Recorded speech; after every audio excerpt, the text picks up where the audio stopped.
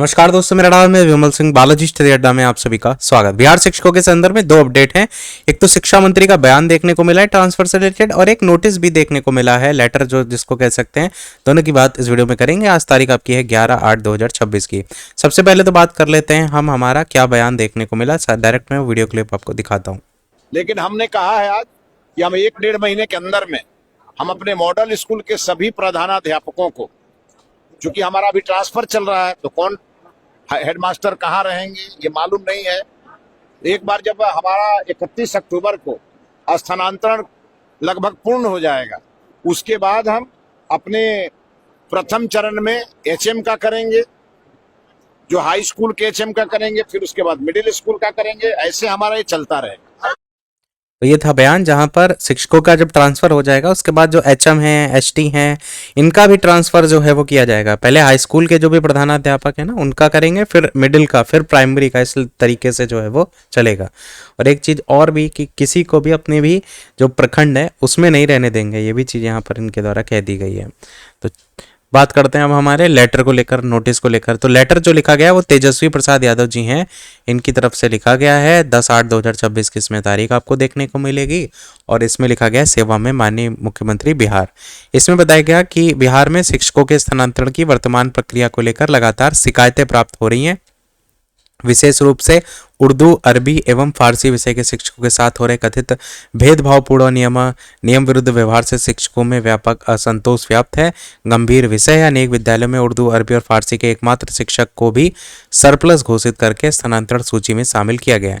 ये देखेंगे तो समस्या कई लोगों के साथ देखने को मिल रही कि टीचर वहां पर एक ही है, फिर भी उनको सरप्लस कैटेगरी में रख दिया गया है। यदि किसी विद्यालय में किसी विषय का केवल एक शिक्षक उपलब्ध है तो उसे भी सरप्लस मानकर स्थानांतरित कर देना उस विद्यालय में संबंधित विषय के अध्यापन को समाप्त करने के समान है। पर्याप्त छात्र संख्या वाले विद्यालयों में भी इन विषयों के स्वीकृत पदों को समाप्त अथवा सरप्लस किए जाने और 5 वर्ष से कम सेवा अवधि वाले शिक्षकों, संविदा शिक्षकों तथा हाल में स्थानांतरण प्राप्त शिक्षकों के नाम सूची में शामिल किए जाने की शिकायतें भी सामने आई हैं। ये मात्र प्रशासनिक त्रुटि नहीं बल्कि पूरे स्थानांतरण प्रक्रिया की पारदर्शिता और निष्पक्षता पर गंभीर प्रश्न चिन्ह है। संस्कृत के साथ साथ उर्दू भी भारत की मिट्टी में विकसित हुई हमारी साझा सांस्कृतिक विरासत की भाषा है। दोनों भाषाओं के साथ समानता एवं सम्मान का व्यवहार सरकार की जिम्मेदारी है। यह आवश्यक है कि सरकार उर्दू और संस्कृत दोनों विषयों को समान शैक्षणिक महत्व देते हुए प्रत्येक सरकारी विद्यालयों में इन शिक्षकों के जो उपलब्धता है उसको सुनिश्चित करने की दिशा में ठोस निर्णय ले। और ये चिंताजनक विषय है कि अनुदानित मदरसों और संस्कृत विद्यालयों के शिक्षक एवं शिक्षकेतर कर्मियों को लगभग 5 से 6 माह से वेतन लंबित है। उनके परिवारों की शिक्षा, चिकित्सा, दैनिक खर्च, अन्य आवश्यकताएं सीधे प्रभावित हो रही हैं। जो शिक्षक और कर्मचारी वर्षों से अपनी सेवाएं दे रहे हैं, उन्हें महीनों तक वेतन से वंचित रखना ना तो मानवीय दृष्टि से उचित है, ना ही एक संवेदनशील सरकार से अपेक्षित है।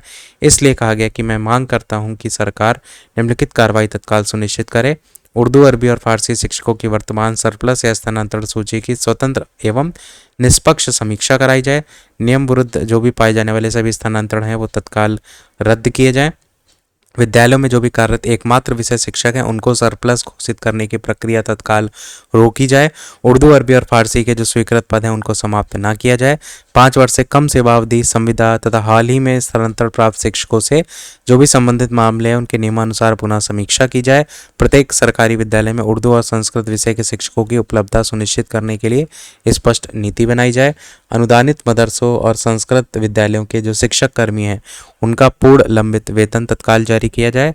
शिक्षा विभाग के संबंधित जो भी अधिकारी हैं उनसे इस पूर्ण प्रक्रिया में जो भी विसंगतियां हैं उन पर जवाबदेही निर्धारित की जाए तथा दोषी पाए जाने वाले अधिकारियों के विरुद्ध नियमानुसार कार्रवाई की जाए।